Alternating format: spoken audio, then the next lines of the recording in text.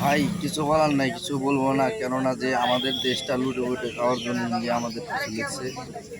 তবে আমরা আশা করি আমাদের দেশের জনগণ যারা, তাদের একতা ও একজোট হওয়ার কারণেই ওরা আমাদের সাথে পারবে না, কিন্তু একজোট থাকতে হবে।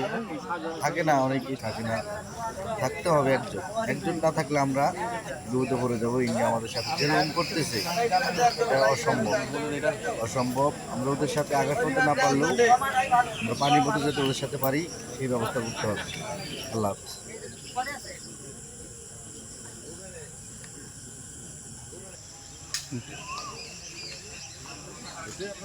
জি।